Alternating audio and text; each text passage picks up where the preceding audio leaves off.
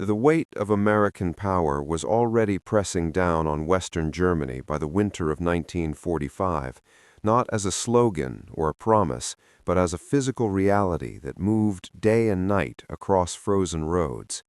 It arrived on steel tracks and rubber tires. It arrived measured in fuel drums, ammunition crates, and replacement troops who stepped into formation without ceremony. To the German soldiers watching from shattered villages and tree lines, this presence no longer carried uncertainty, it carried inevitability. The question was no longer whether the Americans would arrive, but how much of the ground beneath their boots would remain familiar once they did. In that pressure, steady and unrelenting, a realization had begun to form that the balance of the war had shifted beyond repair, even if many still refused to admit it aloud. By late January, the land near the Belgian village of Holzheim was hard with frost. Fields lay gray and stripped bare. Stone houses bore the marks of repeated fighting, their walls chipped and blackened by shell fire that had passed through more than once. The Ardennes offensive had burned itself out, but it had left behind a battlefield that was unsettled rather than calm. German units were scattered, reduced, retreating or attempting to regroup in fragments that no longer resembled the formations they once had been. American infantry moved forward methodically, clearing villages that had changed hands too many times, guided less by maps than by repetition and instinct. This was fighting reduced to short distances and sudden decisions, where the scope of the war narrowed to the width of a road or the corner of a farmhouse. First Sergeant Leonard Alfred Funk, Jr. moved through that environment as a professional soldier shaped by training and responsibility rather than impulse. He was not operating for recognition, he was operating because momentum mattered, and his role was to maintain it when uncertainty threatened to slow it.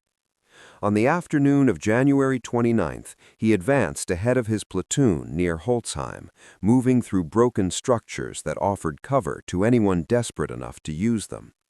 Behind him, the larger American advance pressed forward, unseen but unmistakable, like a force already committed to motion that did not need announcement.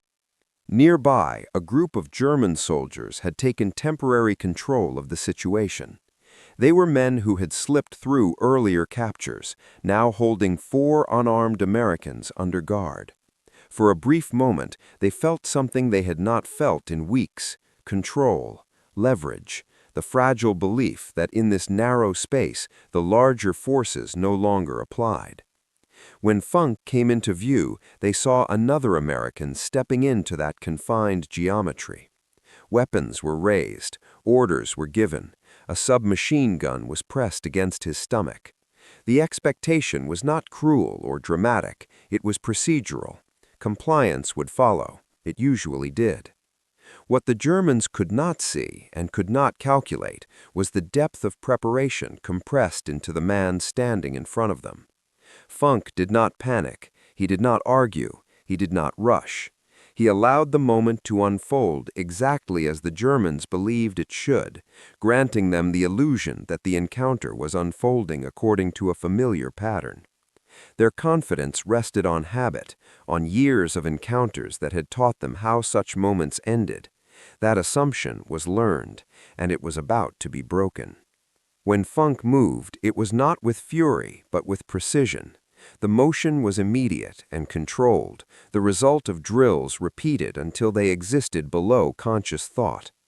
He brought his weapon into action and opened fire at point-blank range, engaging targets as they appeared, rather than firing blindly. The confined space magnified the effect. German soldiers who had believed the encounter was finished found themselves reacting too late, their understanding arriving only as control collapsed around them. In less than a minute, 21 of them were down. The remainder broke. Some fled, some surrendered.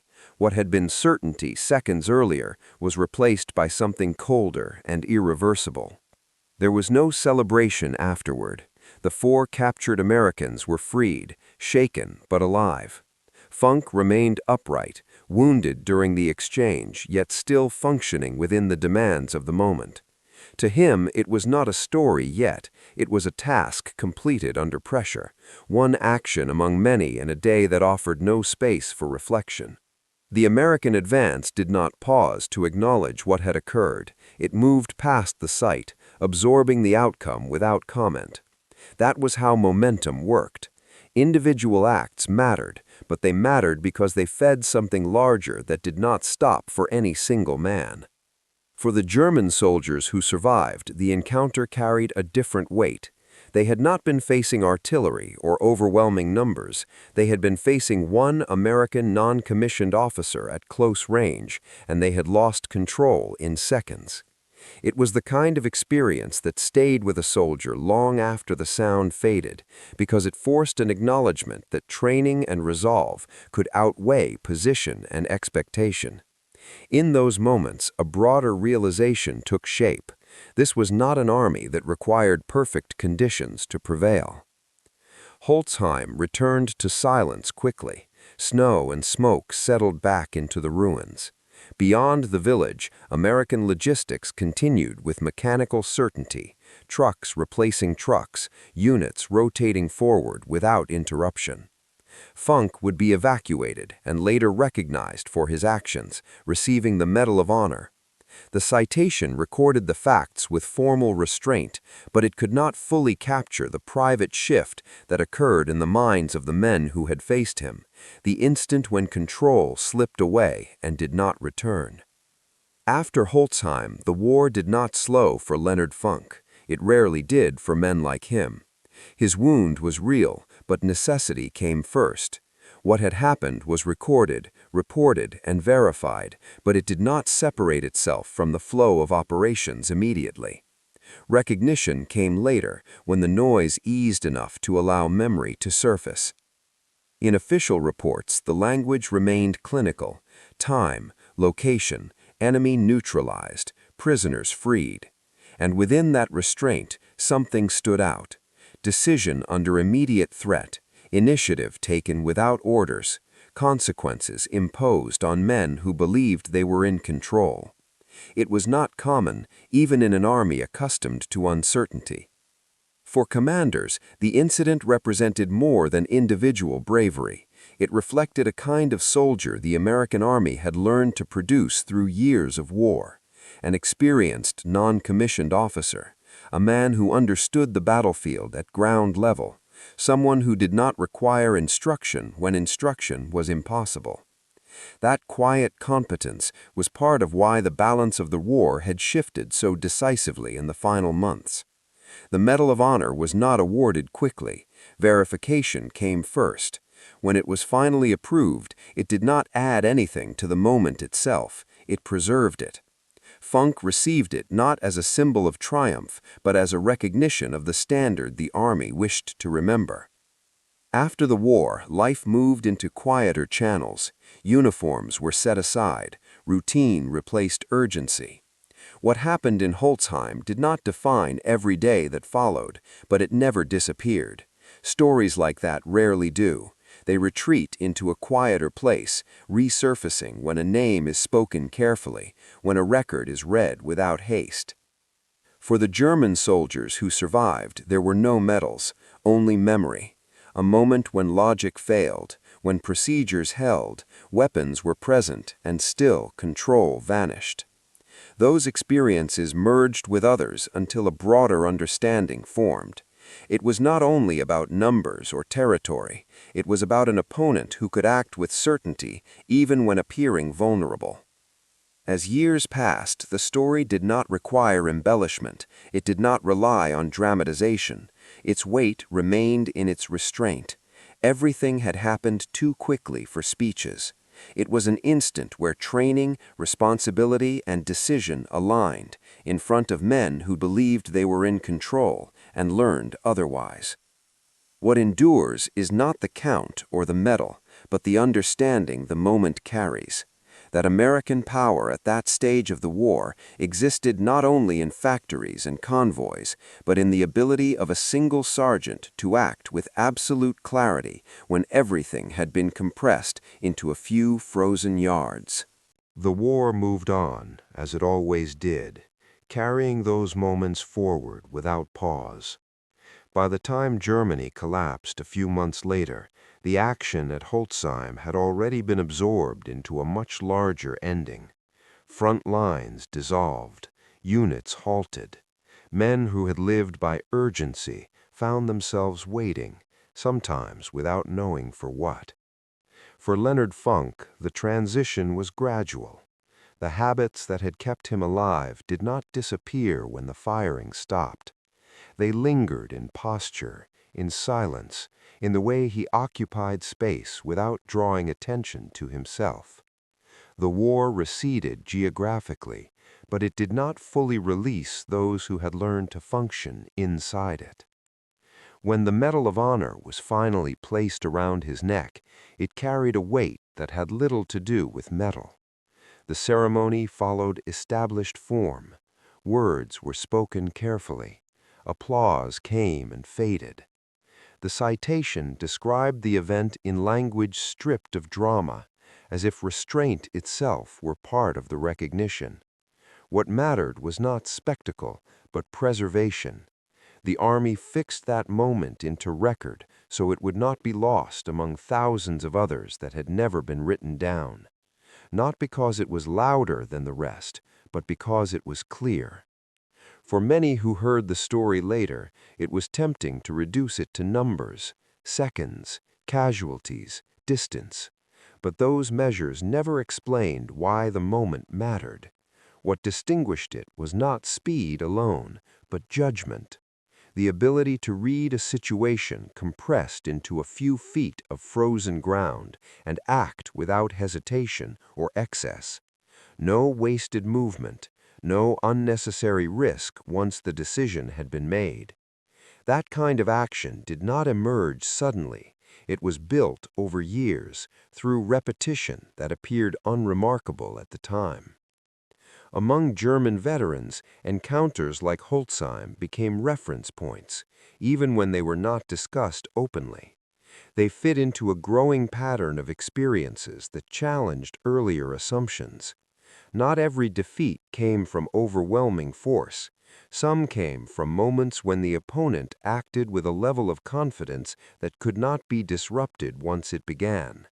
That realization settled quietly, reshaping how the final months of the war were remembered from the other side. As decades passed, the village itself changed. Walls were rebuilt, roads were repaired. New routines replaced old scars. Few physical traces remained to mark what had happened there on that winter afternoon. But absence did not erase significance. Events like that did not rely on monuments.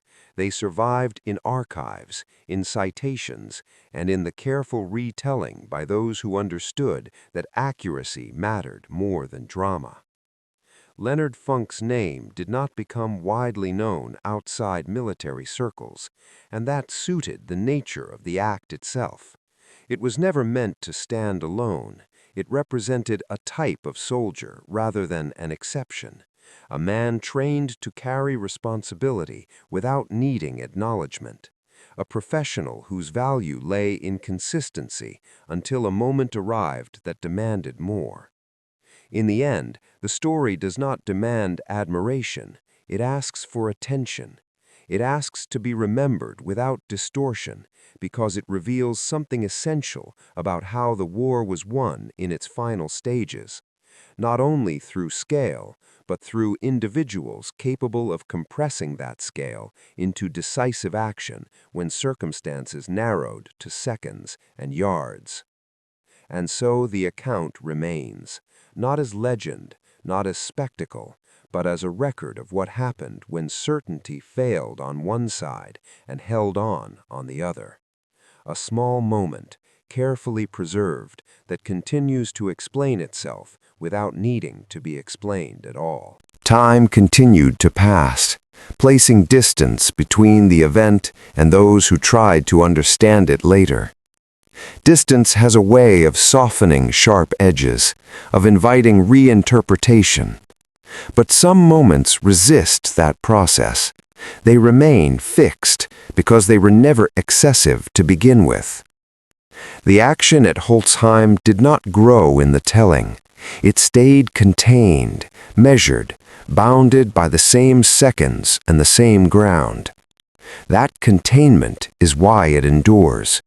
There is nothing to inflate. There is only what occurred.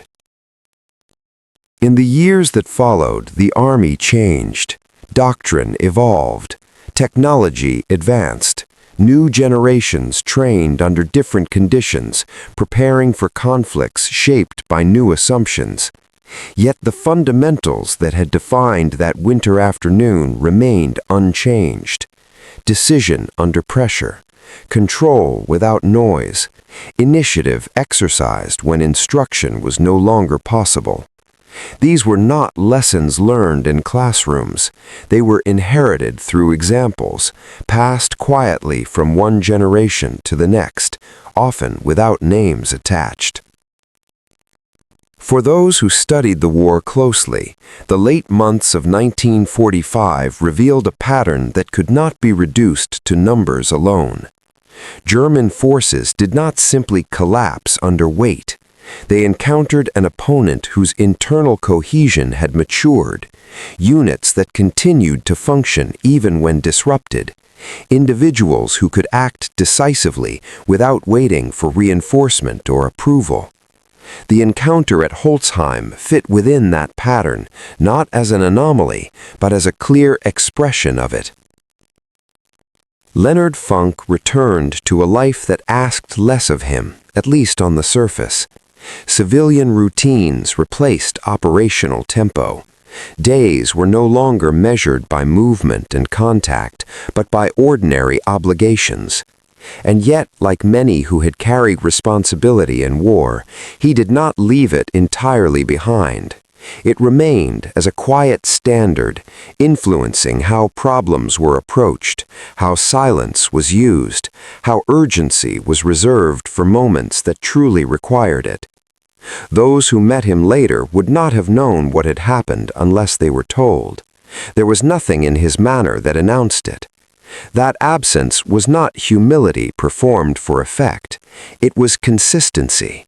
The same restraint that governed his actions in combat governed how he carried them afterward. The moment did not demand retelling. It existed whether it was spoken or not. For historians, moments like Holzheim pose a particular challenge. They resist simplification. They offer no spectacle to anchor memory. And yet, when examined carefully, they explain far more than larger, louder events. They show how preparation expresses itself when stripped of ceremony, how systems reveal their strength through individuals rather than through declarations. The German soldiers who survived carried their own version forward, not as a story told with pride or shame, but as a memory that altered expectation. It joined others, forming an understanding that the final phase of the war was no longer governed by the assumptions that had shaped its beginning. The opponent they faced had learned how to operate without hesitation, even when appearing exposed. Once that understanding set in, it did not fade easily. As the century turned and then moved on, the Second World War became increasingly distant for those who had not lived it. Dates and battles blurred. Names became entries rather than experiences. But some accounts continued to hold attention, not because they were dramatic, but because they were precise. The story of Leonard Funk at Holzheim remained one of those. It did not compete for space. It waited. What it offers, even now, is not inspiration in the usual sense.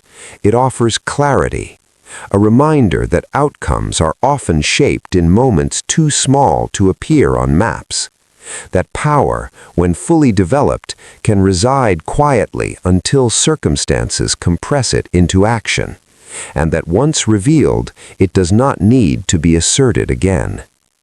In that way, the story continues to serve its purpose, not to elevate one man above others, but to preserve an understanding of how the war reached its conclusion, carefully, relentlessly, through individuals prepared to act when certainty failed elsewhere. As archives expanded and personal papers surfaced, the broader context around such moments became clearer. The war's end was not brought about solely by overwhelming force applied everywhere at once. It was achieved through countless instances where initiative filled the gaps left by chaos. Holzheim was one of those gaps, a narrow space where doctrine met reality, and where the outcome depended on whether a single individual could impose order before disorder took hold. Military historians often describe this phase of the war as inevitable, but inevitability is a concept applied only after events conclude. On the ground, nothing felt inevitable. Villages were still contested, men were still wounded and killed. Decisions still carried consequences measured in lives rather than theories. Funk's action did not occur in a vacuum of certainty. It occurred in an environment where every advance still carried risk and where hesitation could reverse progress as quickly as it had been made. The American Army at that stage was operating with a confidence earned rather than assumed. Supply lines held, units rotated with purpose, training translated into action with fewer gaps. That confidence did not eliminate danger, but it reduced confusion. When moments demanded speed, there were fewer doubts about what needed to be done. Funk's response reflected that environment as much as his individual capability. He acted as the system had prepared him to act. After the Medal of Honor was awarded, the citation entered the permanent record, becoming part of a larger narrative the nation constructed about the war. Yet the citation itself remained restrained, bound by language that avoided embellishment. It recorded what mattered: movement, decision, result. In doing so, it preserved the character of the event. Nothing was added that had not been present. Nothing was removed that would have altered its meaning. Over time, the story found its way into regimental histories, lectures, and specialized studies. It was rarely placed at the center. Instead, it appeared as supporting evidence, a reference point, used to illustrate how leadership functioned when stripped to essentials. That placement suited it. The moment was never meant to stand alone. It was meant to connect. For those studying leadership beyond the military, the encounter offers an uncomfortable lesson. Control is often assumed rather than secured. Procedures create confidence, but confidence without adaptability is fragile. The German soldiers at Holzheim believed the situation was resolved because it matched a familiar pattern. Funk recognized that patterns could be disrupted, and he acted before the assumption hardened into certainty. As decades passed, fewer first-hand witnesses remained. Memory gave way to documentation. Film, photographs, and official reports replaced voices. And yet, even as the medium changed, the core of the story remained intact. It did not rely on dramatic reconstruction. It survived through consistency across accounts, through the absence of contradiction, through the way each source reinforced the same sequence of events. In the end, that may be the clearest measure of its authenticity, not how often it is told, but how little it changes when it is. The frozen ground near Holzheim has long since thawed and been worked back into ordinary fields. The village has moved on, as villages do, but the moment remains, fixed not in place, but in understanding. It stands as a reminder that history is not only shaped by plans executed over months, but by seconds where preparation is tested without warning. Seconds where the outcome depends on whether someone recognizes that the situation is still fluid.